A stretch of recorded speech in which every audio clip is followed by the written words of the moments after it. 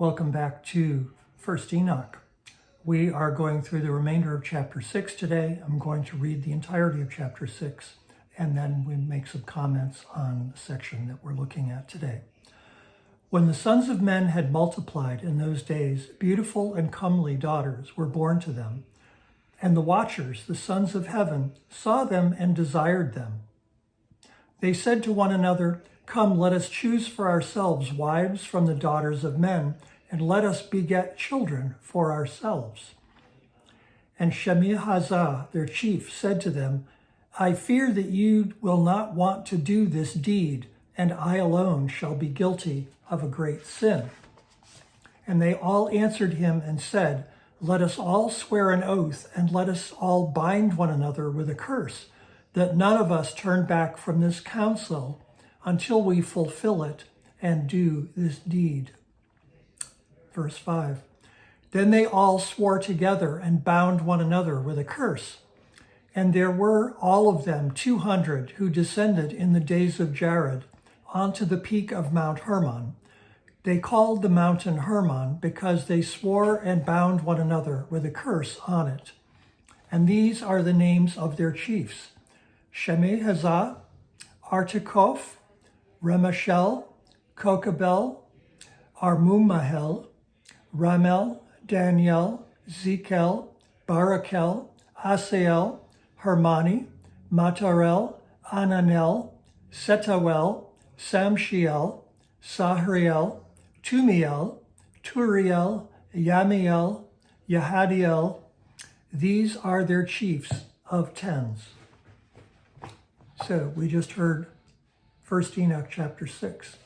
Now, last time we looked at the first two verses, which dealt with them deciding that they were going to transgress the will of God and go to the earth because they had seen the beauty of the human women.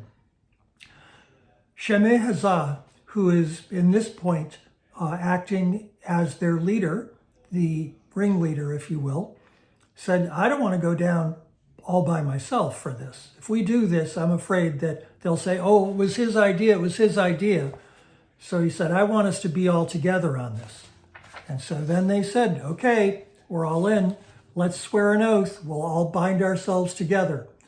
You know, in those days, if you've read a lot of Old Testament, you'll know that it was very common in those days for somebody to say, "I'm going to do this," or "I'm never going to do that, and may God punish me if I do or if I don't."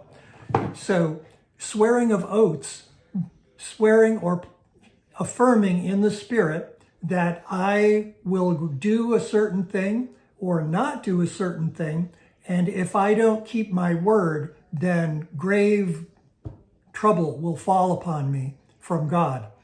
So this is commonly done, and we see here that the 20 of the watchers were binding themselves together with an oath, saying, "We're going to do this. We're all in together. We're all going to go down together if this thing doesn't work out right." Now, it reminds me of in the book of Acts, Paul was in the custody of a Roman officer. They were in the city, and some of the opponents of Paul in the city were saying, "We cannot permit Paul to go and to appeal his case and make a case for this Christian movement in the next city. We're going to kill him before he can get there." And they bound themselves with an oath, basically saying, "May God punish us if we don't carry this thing out because we're doing it for God." And this plot became known, and Paul's life was saved at that point. So there's another biblical example of somebody swearing an oath. You know, you see in the Old Testament, "May God do so to me," or "May God do this and this to me if I don't carry through with my word."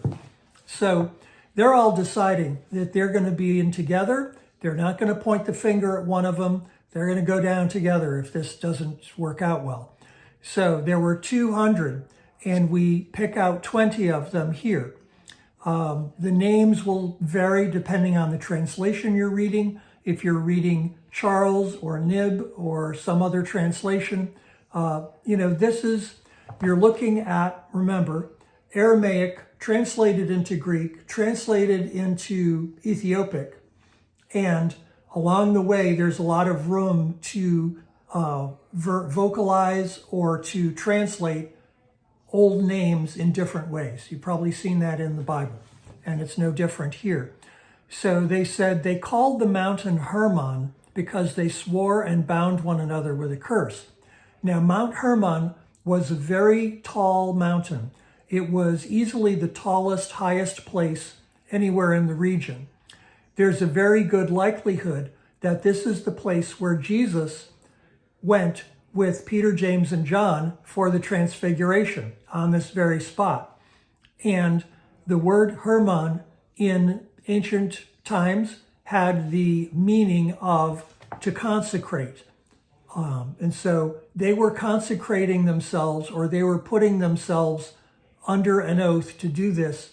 And Hermon, the name of Hermon, brings this out itself if you go back and look it up.